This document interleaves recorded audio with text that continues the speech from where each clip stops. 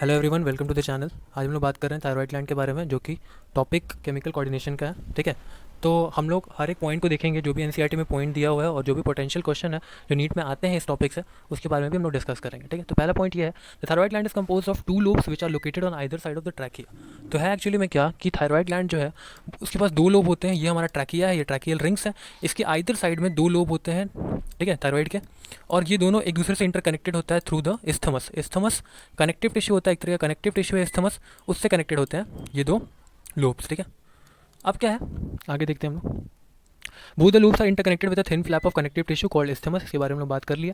ठीक है, अब क्या है, thyroid gland is composed of follicular and stromal tissue. ये क्या है एक्चुअली में, क्या करते हैं हम लोग, जब थायराइड ग्लैंड का ट्रांसफर सेक्शन लेते हैं और उसे माइक्रोस्कोप पे देखते हैं, हिस्टोलॉजिकल स्लाइड देखते हैं उसका। हिस्टोलॉजी का मतलब क्या होता है, study of tissue is called histology. तो जब हम लोग ट्रांसफर सेक्शन लेते हैं एक थायराइड ग्लैंड का और उसे माइक्रोस्कोप के अंदर देखते हैं, तो हमें दो तरीके के सेल नजर आते हैं। एक को हम लोग कहते हैं थायराइड फॉलिकल, और दो थायराइड फॉलिकल के बीच में जो सेल होता है उसे हम कहते हैं पैरासेलुलर सेल या फिर पैराफॉलिकुलर सेल। अगर हम थायराइड का बात कर रहे हैं तो ये होगा पैराफॉलिकुलर सेल। ओके, तो थायराइड फॉलिकल भी कुछ हार्मोन रिलीज करते हैं, वैसे ही पैराफॉलिकुलर सेल भी कुछ हार्मोन रिलीज करते हैं। तो थायराइड फॉलिकल जो हार्मोन रिलीज करते हैं उसे हम कहते हैं T3 और T4। ठीक है, वैसे ही जो पैराफॉलिकुलर सेल है वो जो हार्मोन रिलीज करता है उसे कहते हैं हम TCT। ओके, आगे हम लोग पढ़ेंगे इसके बारे में क्या। Each thyroid follicular is composed of follicular cell including a cavity. ठीक है, थायराइड फॉलिकल में कुछ कैविटी होता है। This follicular cell synthesise two hormone T3 and T4। ठीक है, थायरोक्सिन, T4 को थायरोक्सिन भी कहते हैं हम लोग, और T3। ठीक है, triiodothyronine. Iodine is essential for the normal rate of hormone synthesis in the thyroid. तो ये क्या कर रहा है कि ये बात हमें हमेशा याद रखना है कि थायरोक्सिन का जो सिंथेसिस होता है या फिर थायराइड के किसी भी हार्मोन का सिंथेसिस होता है, उसके लिए iodine is necessary condition. Iodine और एक हार्मोन, एक अमीनो एसिड है जिसका नाम है टायरोसिन। क्योंकि होता क्या है कि जो टायरोसिन मॉलिक्यूल है कुछ इस तरीके का हेक्सागोनल रिंग टाइप का होता है टायरोसिन मॉलिक्यूल। इसमें आयोडीन आके अटैच होता है, आयोडीनेशन कहते हैं इस प्रोसेस को। तो iodine is necessary and tyrosine amino acid is necessary for the synthesis of thyroid, thyroxine या फिर थायराइड हार्मोन्स। ठीक है, it have parafollicular cell which secretes thyrocalcitonin.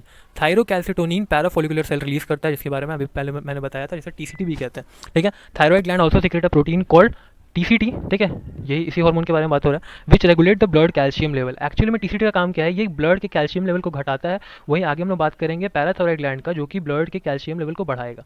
Okay, आगे क्या है, thyroxine is synthesise by iodination of tyrosine. ये मैंने बात कर लिया कि जो अमीनो एसिड इंपॉर्टेंट है थायरोक्सिन के सिंथेसिस के लिए वो है टायरोसिन। टायरोसिन में आयोडीनेशन होता है और आयोडीनेशन के बाद थायरोक्सिन का फॉर्मेशन होता है। ओके, हम लोग आगे देखते हैं, ये मैंने डिस्कस कर लिया इस स्लाइड को।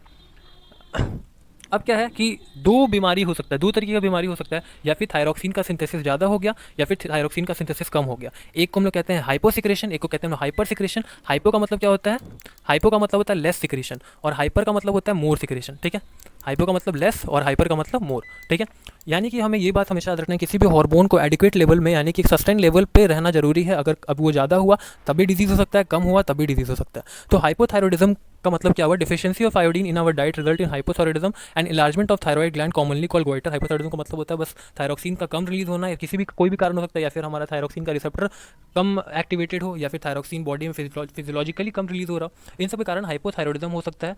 और इसमें क्या होता है, इसका रीज़न एक और है, आयोडीन डाइट। जैसे मैंने बताया कि थायरोक्सिन के रिलीज के कारण थायरोक्सिन के फॉर्मेशन के लिए आयोडीन इज नेसेसरी कंडीशन। तो अगर हमारे डाइट में आयोडीन नहीं है तो हो सकता है हमें हाइपोथायरॉयडिज्म हो जाए। ठीक है, इससे कॉमनली जो बीमारी होता है वो गोइटर है। दो बीमारी के बारे में लोग जानेंगे हाइपोथायरॉयडिज्म से, एक है क्रिटेनिज्म, दूसरा है मिक्सोएडिमा। क्रिटेनिज्म जनरली बच्चे में होता है, इन्फेंट्स में। ठीक है, तो इसका क्या है, एनसीईआरटी जो बताया, hypothyroidism during pregnancy causes defective development and maturation of the growing baby leading to stunt growth, mental retardation, low intelligence quotient, abnormal skill, deaf mutism। तो एक्चुअली में क्या है, जो बच्चा है क्रिटेनिक चाइल्ड है, ये क्या होता है कि जो माँ होती है, माँ के डाइट में या फिर आयोडीन का कमी हो जाता है, या फिर हाइपोथायरॉयडिज्म माँ को हो जाता है, जिससे कारण जो ग्रोइंग बेबी होता है उसका जो ग्रोथ होता है वो स्टंट ग्रोथ हो जाता है, मेंटल रिटार्डेशन हो जाता है, उसका जो इंटेलिजेंस पावर होता है, IQ जो होता है वो बहुत ही कमज़ोर होता है। इसे हम इडियोटिक चाइल्ड भी कहते हैं। ठीक है, डीफ होता है बच्चा, एबनॉर्मल स्किन होता है, और दूसरा इसका जो टंग होता है हमेशा प्रोट्रूडिंग होता है, इनकी टंग जो होता है इसका बाहर निकला हुआ रहता है। तो ऐसे बच्चे को हम लोग कहते हैं क्रिटेनिक चाइल्ड। ओके, या फिर इडियोटिक चाइल्ड। दूसरा जो बीमारी हाइपोथायरॉयडिज्म से जो होता है उसे कहते हैं मिक्सोएडिमा। मिक्सोएडिमा जनरली फीमेल में पाया जाता है, इसे हम लोग गूल्स डिजीज भी कहते हैं। आगे हम लोग एक ग्रेव डिजीज पढ़ेंगे जो कि हाइपरथायरॉयडिज्म में जनरली कंफ्यूजिंग क्वेश्चन पूछा जाता है, Gull's disease and Grave disease NEET में। तो हमें याद रखना है कि मिक्सोएडिमा जो है वो गूल्स डिजीज कहा जाता है, और हाइपरथायरॉयडिज्म में हम लोग ग्रेव डिजीज पढ़ेंगे एक्सोथाल्मिक गोइटर के बारे में, तो उसे ग्रेव डिजीज कहा जाता है। तो मिक्सोएडिमा क्या है, इन एडल्ट वुमेन हाइपोथायरॉयडिज्म में cause menstruation cycle to become irregular. होता क्या है कि हाइपोथायरॉयडिज्म के कारण फीमेल का मेंस्ट्रुएशन साइकिल जो होता है वो इम्बैलेंस हो जाता है। इसका कैरेक्टरिस्टिक फीचर ये है कि फीमेल का BMR लो हो जाता है, बॉडी टेम्परेचर लो हो जाता है, उनका जो सेक्सुअल फंक्शन फंक्शन होता है वो भी रिटार्ड हो जाता है, और फ्लफी अपीयरेंस हो जाता है। उनका जो नेक होता है, नेक का एरिया में फैट का एक्यूमुलेशन ज़्यादा हो जाता है, इनफैक्ट उनके स्टमक एरिया में भी फैट का एक्यूमुलेशन ज़्यादा हो जाता है, ठीक है। तो पफी अपीयरेंस उनके बॉडी का हो जाता है। तो यही लिखा हुआ है, characterised by puffy appearance due to accumulation of fat, low BMR, low body temperature, retard sexual function. तो दिस इज हाइपोथायरॉयडिज्म, ठीक है। हाइपोथायरॉयडिज्म के कारण ये दो बीमारी होता है, ठीक है। अब एक्सोप्थेल्मिक गोइटर ये किसके कारण होगा, ये है हाइपरथायरॉयडिज्म, हाइपरथायरॉयडिज्म, ठीक है। इसे ग्रेव डिजीज भी कहते हैं। इसका कैरेक्टरिस्टिक क्या है, enlargement of thyroid gland, protrusion of the eye ball, increase in muscle metabolic rate, weight loss, called Grave disease. में क्या होता है, हमारा जो आई है, आई के पास ऑर्बिट होता है, ऑर्बिट बोन होता है, ऑर्बिट बोन होता है, ये हमारा आई है। इससे क्या होगा कि हमारा जो ऑर्बिट है या फिर हमारा जो स्क्लेरा एरिया है वो बाहर आते हुए नजर आता है, प्रोट्रूडिंग आइज नजर आता है, ठीक है। इस अगर एक्सोप्थेल्मिक गोइटर कुछ ज़्यादा बढ़ गया तो लास्टली कंडीशन क्या होगा, हमारा ऑप्टिक नर्व भी कट जाएगा, जिससे कारण इंसान जो होगा वो ब्लाइंड हो जाएगा, ठीक है। ऑप्टिक नर्व कैसे कटेगा, क्योंकि हमारा जो आई बॉल है वो बड़ा होते चला जा रहा है, आई हमारा बड़ा होते चला जा रहा है, हमारे सॉकेट से, आई के सॉकेट से बाहर निकलता हुआ चला जा रहा है, जिससे कारण जो हमारा ऑप्टिक नर्व जो आई के पीछे लगा रहता है वो एक टाइम पे आके कट हो जाएगा, जिससे कारण ब्लाइंडनेस आ जाएगा, ठीक है। तो ये है enlargement of thyroid gland, protruding of the eye ball बाहर की तरफ नजर आता है, और बेसल मेटाबॉलिक रेट बढ़ जाता है, क्योंकि थायराइड का एक फंक्शन है बीएमआर को बढ़ाना। अगर हाइपरथायरॉयडिज्म हो गया तो बीएमआर और ज़्यादा बढ़ जाएगा, और हाइपोथायरॉयडिज्म हुआ तो बीएमआर घटता है, ठीक है। वेट लॉस हो जाएगा, इसे हम लोग ग्रेव्स डिजीज भी कहते हैं। इंसान जो है भूत की तरह नजर आता है, इसलिए हम इसे ग्रेव डिजीज भी कहते हैं, ठीक है। मरा हुआ इंसान की तरह नजर आता है, इसलिए हम ग्रेव डिजीज कहते हैं, ठीक है। ये क्या है, एनसीईआरटी का लाइन है, due to cancer of the thyroid gland और due to development of nodule of thyroid gland, the rate of synthesis and secretion of thyroid hormone is increase to abnormal high level, leading to condition called hyperthyroidism which adversely affect the body physiology. Cancer का मतलब क्या होता है, cancer का मतलब uncontrol growth of any cell. तो अगर किसी चीज़ का अनकंट्रोल ग्रोथ हुआ, इसका मतलब ये है कि वो चीज़ ज़्यादा अपना सिक्रीशन शो करेगा, यानी कि अगर थायराइड ग्लैंड का कैंसर हुआ, यानी कि थायराइड ग्लैंड का अनकंट्रोल ग्रोथ हुआ, तो जाहिर सा बात है थायराइड ग्लैंड ज़्यादा से ज़्यादा थायरोक्सिन रिलीज करेगा, जिसे हम लोग हाइपरथायरॉयडिज्म भी कहते हैं। तो rate and secretion of thyroid hormone is increased abnormally high level, leading to condition called hyperthyroidism, जो कि बॉडी के फिजियोलॉजी को अफेक्ट करेगा, ठीक है, नॉर्मल है। अब ये क्या है, ये फंक्शन है बस थायराइड का जो लास्ट में दिया हुआ है। थायराइड का फंक्शन क्या क्या होता है, thyroid hormone play important role in regulation of BMR, ठीक है। बेसल मेटाबॉलिक रेट जो है इसको कंट्रोल करता है, बहुत ही इंपॉर्टेंट फंक्शन है थायराइड का, बीएमआर को कंट्रोल करना, ये नीट में आ चुका है क्वेश्चन, ठीक है। तो थायराइड का फंक्शन है बीएमआर का रेगुलेशन करवाना। दूसरा फंक्शन क्या है थायराइड का, this hormone also important also support the process of RBC formation, ठीक है। इथियोपियोसिस में भी काफी इंपॉर्टेंट यूज है। इथियोपियोसिस का मतलब क्या हुआ, इथियोपियोसिस का मतलब होता है आरबीसी का फॉर्मेशन, ठीक है। इथियोपियोसिस में भी ये थायरॉक्सिन हार्मोन जो है बहुत ही इंपॉर्टेंट रोल प्ले करता है, ठीक है। Thyroid hormone control the metabolism carbohydrate protein and fat, ठीक है। इसका कैसे, तो थायराइड हार्मोन जो है हमारे बॉडी में ग्लूकोज का कंसंट्रेशन बढ़ाता है, ठीक है।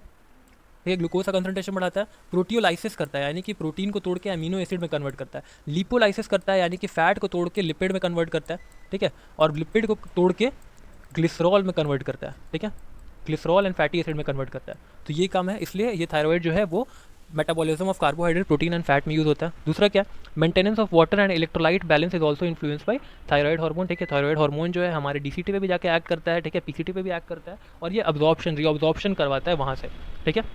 आगे क्या है, दे stimulate the protein synthesis, they induces Metamorphosis in tadpole, they increases heat production, ठीक है। 3 पॉइंट है जो कि इंपॉर्टेंट पॉइंट है जो एग्जाम में आ चुका है। ये क्या करता है, प्रोटीन का सिंथेसिस करता है, ठीक है, और क्या करवाता है, मेटामॉर्फोसिस इन टैडपोल। अगर हम किसी भी वाटर में जहाँ पे टैडपोल जन्म ले रहे हैं वहाँ पे हम क्या करेंगे कि थायरॉक्सिन इम्पोर कर दिए, थायरॉक्सिन को डाल दिए वहाँ पे, तो वो जो वहाँ के जो फ्रॉग होंगे उनका डेवलपमेंट इन्हांस हो जाएगा और वो एडल्ट में कन्वर्ट जल्दी हो जाएंगे। तो इसे कहते हैं मेटामॉर्फोसिस। मेटामॉर्फोसिस का मतलब होता है drastic change from larva to adult, ठीक है। तो ऐसा कंडीशन आ जाएगा, क्विक मेटामॉर्फोसिस फ्रॉग में हो जाएगा, ठीक है, टैडपोल्स में हो जाएगा। दे इंक्रीजेज हीट प्रोडक्शन, ठीक है, थायरॉक्सिन का इंपॉर्टेंट फंक्शन है, वो हीट जनरेट करता है, ठीक है। इसलिए हम थायरॉक्सिन का इंजेक्शन कभी कभी डालते हैं जब हमें हाइपोथर्मिया भी हो जाता है, तो हाइपोथर्मिया में हम लोग थायरॉक्सिन का इंजेक्शन आईवी देते हैं, ठीक है, ताकि हीट प्रोडक्शन बढ़े, ओके। तो ये थायरॉक्सिन के बारे में, थैंक यू।